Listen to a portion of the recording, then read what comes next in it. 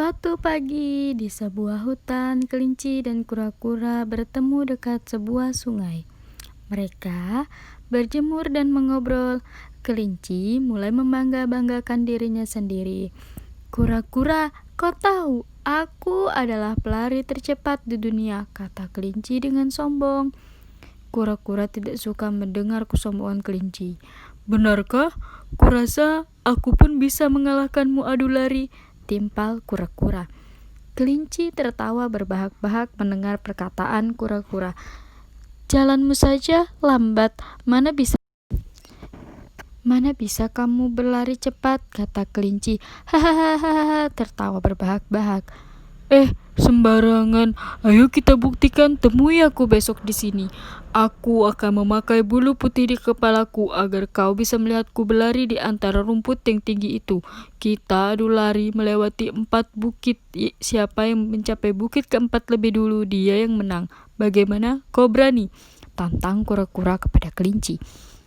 Kelinci semakin tertawa berbahak-bahak. Hahaha. Baiklah, jika itu maumu, aku akan buktikan bahwa aku pelari tercepat di dunia, bukan kau, kata kelinci. Oke, aku juga akan buktikan, kata kura-kura dengan mantap. Sebenarnya kura-kura tahu bahwa ia tidak akan menang adu lari melawan kelinci, tetapi ia ingin memberi pelajaran kepada kelinci yang sangat sombong. Akhirnya, sang kura-kura pulang ke rumahnya dan menyiapkan sebuah siasat. Ia pun mengumpulkan keluarganya. Saudara-saudaranya tersebut diharuskan memakai bulu putih di kepala mereka dan mengambil posisi di jalur lomba lari. Ada yang bersiap di lembah, ada yang bersiap di atas bukit, dan ada di tempat yang sudah ditentukan. Karena kura-kura menyiapkan saudara-saudaranya untuk berada di sebuah bukit. Sementara ia sendiri bersiap di bukit terakhir, yaitu bukit keempat. Keesokan harinya, kelinci pun datang ke pinggir sungai dengan percaya diri. Ia melihat bulu putih di antara rumput yang tinggi. Wah, kelihatannya kura-kura sudah siap, pikir kelinci tersebut. Siap! Awas, mulai, teriak kelinci. Kelinci pun segera berlari menuju bukit pertama, sementara kura-kura tertinggal sangat jauh di belakang. Saat kelinci hampir mencapai bukit pertama, ia kaget melihat kura-kura sudah berada di atas bukit. Tidak radar bahwa ia sedang dikerjai kura-kura. Kelinci menambah kencang kelariannya dan berhasil mendahului kura-kura di atas bukit pertama. Namun, saat menuruni bukit, kelinci melihat kura-kura sudah berada di sebuah lembah. Kelinci semakin mempercepat larinya, menyusul kura-kura di lembah. Tapi, menjelang bukit kedua, lagi-lagi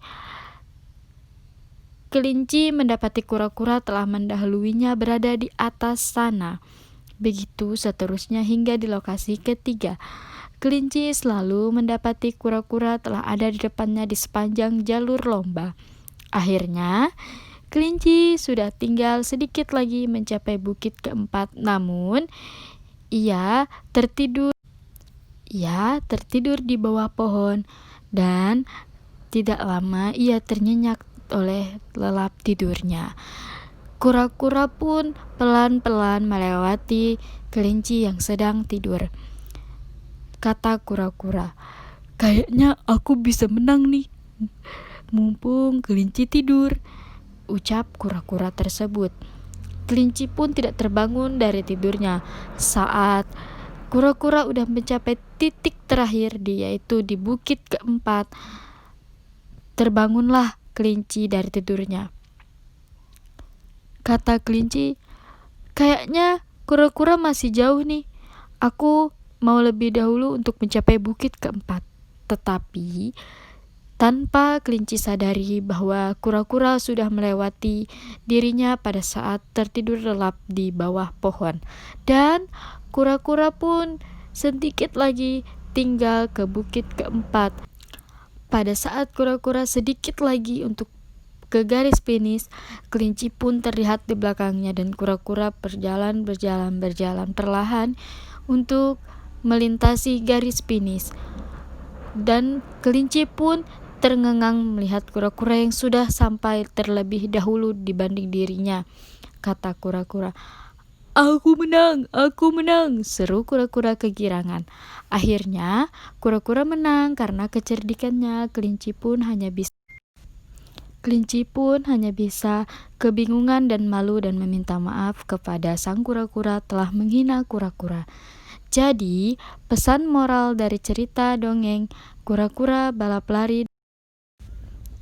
Pesan moral yang bisa kita ambil dari cerita ini yaitu kura-kura balap lari dengan kelinci adalah janganlah suka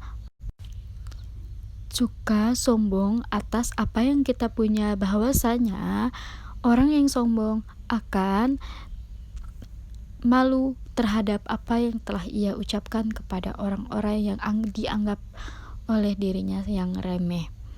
Dan kamu akan malu kalau ternyata orang yang kamu hina, orang yang kamu sombongkan adalah bisa mengalahkan dirimu. Janganlah sombong. Terima kasih.